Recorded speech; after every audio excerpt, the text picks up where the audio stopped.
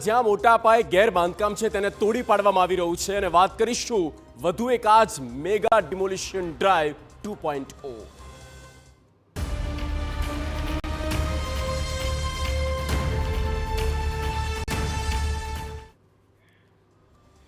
અમદાવાદ શહેર વિકસતું શહેર, શહેરના વિકાસની રફતાર આપણે સતત જોઈ રહ્યા છે, જ્યાં ચારેય દિશામાં કોઈના કોઈ પ્રગતિના કામ ચાલી રહ્યા છે અને વિકાસની આડે આવતા અને ગેરકાયદે એકમ પર સરકાર અને એએમસી તેને દૂર કરવાની ઝુંબેશ પકડી લીધી છે. ચંડોળા તળાવ બાદ હવે ઈસનપુર તળાવ પર મેગા ડિમોલિશન ડ્રાઈવ શરૂ.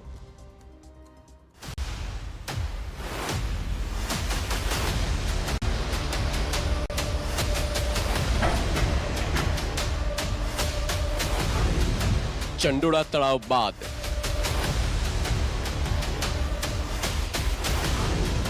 હવે ઈસનપુર તળાવ.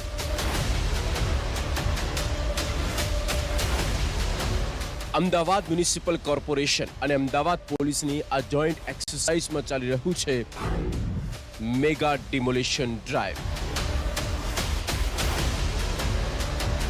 50 વર્ષથી કરેલા દબાણનો આવ્યો અંત અને ફરી વળ્યું બુલડોઝર.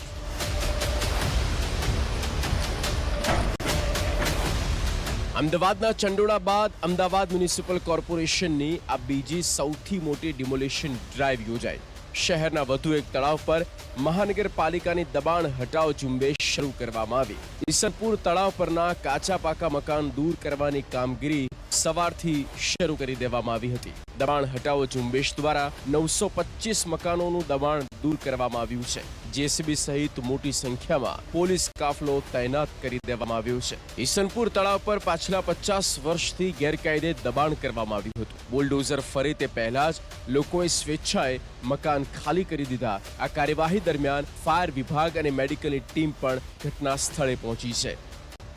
કે લોકોને અમે વારંવાર સમજાવીને અપીલ કરીને એ લોકોને જણાવેલું હતું, એટલે લોકોએ મોટાભાગના મકાનો ખાલી કરી દીધા છે અને અત્યારે જે ખાલી મકાનો છે એને તોડવાની કામગીરી ચાલુ છે. આ ઉપરાંત અમે પેટ્રોલિંગ કરેલું છે. છેલ્લા 2 દિવસથી ફ્લેગ માર્ચ વગેરે પણ થઈ હતી. જે સ્થાનિક લોકો છે એ લોકો સાથે સતત અમે વાતચીતમાં પણ હતા, એટલે લોકોના સાથે સંકલનમાં પણ છે. સાથે સાથે ફિક્સ પોઈન્ટ, પેટ્રોલિંગ પોઈન્ટ અને ડ્રોન સર્વેલન્સ દ્વારા પણ બંદોબસ્ત રાખી અને પ્રોપર કામગીરી કરવામાં આવી રહેલ છે. અમદાવાદનું ત્રીજું મોટું તળાવ છે ઈસનપુર તળાવ. અગાઉ 167 કમર્શિયલ દબાણો દૂર કરાયા હતા.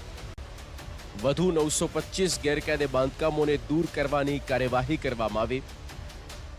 550 પોલીસ કર્મચારી, 550 એએમસી કર્મચારીઓ તૈનાત છે. 4 વિભાગમાં વહેંચીને હાથ ધરવામાં આવ્યું ડિમોલિશન. ચોમાસા પહેલા જ મકાન ધારકોને નોટિસ આપવામાં આવી હતી. ચોમાસું અને દિવાળી હોવાથી ડિમોલિશન મોડું કરવામાં આવ્યું. તો મેગા ડિમોલિશનને ધ્યાનમાં લઈને સમગ્ર વિસ્તારને પોલીસ દ્વારા કોર્ડન કરવામાં આવ્યો. ડિમોલિશન હાથ ધરાય તેના 2 દિવસ પહેલાથી જ પોલીસે માર્ચ કાઢી હતી. લોકોને ઘર ખાલી કરવા સમજાવવામાં આવ્યા હતા. આ મામલે 10 રહીશો હાઈકોર્ટમાં પણ ગયા હતા. વોટર બોડી પર મકાનો બન્યા હોવાથી હાઈકોર્ટે ડિમોલિશનનો હુકમ કર્યો હતો. જોકે તે 10 લોકોને સમય આપવાનું કહ્યું હતું. અગાઉ 20 તારીખે ડિમોલિશન હાથ ધરવાનું હતું, પરંતુ સ્થાનિકો દ્વારા વધુ 4 દિવસનો સમય માંગતા આજે કાર્યવાહી હાથ ધરવામાં આવી છે. આ કામગીરી અમદાવાદ મ્યુનિસિપલ કોર્પોરેશન એકલી નથી કરતી, પણ સાથે સાથે પોલીસનો અમને પૂરતો સહયોગ મળેલો છે. અગાઉ અમે 20 તારીખે આયોજન કરેલું હતું, પરંતુ લોકોની એવી માગણી હતી કે અમે લોકો સ્વેચ્છાએ ખાલી કરી દેશું, અમને 4 દિવસનો વધારાનો સમય આપો.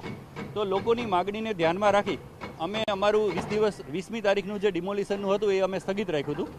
અને આજે અમે પોલીસ તંત્રના સંયુક્ત ઉપક્રમે અમે આ ડિમોલિશનનું કામગીરી શરૂ કરી છે. લગભગ 4 દાયકાથી દબાણની સ્થિતિ. એક તરફ તળાવના બ્યુટિફિકેશનની કામગીરી હાથ ધરવામાં આવી છે, ત્યારે તળાવ પર દાયકાઓથી બાંધવામાં આવેલા દબાણોને પણ દૂર કરવા પડી રહ્યા છે. અગાઉ ચંડોળામાં હજારો ગેરકાયદે દબાણ દૂર કરાયા હતા. તે બાદ ફરી ઈસનપુરમાં લગભગ 4 દાયકાથી તળાવ નજીક બાંધવામાં આવેલા આ દબાણ પર બુલડોઝરવાળી કરવામાં આવી છે. 500થી વધુ એએમસીના કર્મચારીઓ અને શ્રમિકોની ટોળી આ ચુસ્ત પોલીસ બંદોબસ્ત સાથે કામગીરીમાં જોડાઈ. અમદાવાદમાં ચંડોળા તળાવ બાદ સૌથી મોટું ડિમોલેશન છે તે ફરીથી હાથ ધરવામાં આવ્યું છે અને જે રીતે ચંડોળા તળાવની આસપાસ ગેરકાયદેસર બાંધકામો થઈ ગયા હતા તે જ રીતે ઈસનપુર તળાવ છે તેની આસપાસ જે ગેરકાયદેસર બાંધકામો છે તેને તોડી પાડવાની કામગીરી છે શરૂ કરવામાં આવી છે. આપ મારી પાછળના દ્રશ્યો જોઈ શકો છો કે જે ઈસનપુરનું તળાવ છે ને ત્યાં 912થી વધુ કાચા પાકા મકાનો છે કે જે ગેરકાયદેસર તેમનું દબાણ કરી અને બાંધકામ કર્યું હતું. આ પહેલા ઓપરેશન ક્લીન ચંડોળા તળાવ અને હવે ઈસનપુર તળાવની ફરતે કરવામાં આવેલું દબાણ જેને હટાવવામાં આવ્યું છે. તો જે પણ એકમો ગેરકાયદેસર છે તેને તોડીને વિકાસના કામ કરવાના ઉદ્દેશ્ય સાથે આ તળાવની ફરતે કરેલા દબાણ તોડવામાં આવી રહ્યા છે. દબાણ હટાવીને તળાવની ફરતે બ્યુટિફિકેશન કરવા સુધીના કામ આવનાર સમયમાં કરવામાં આવી શકે છે. હરીન માત્રાવાડિયા, TV9 અમદાવાદ.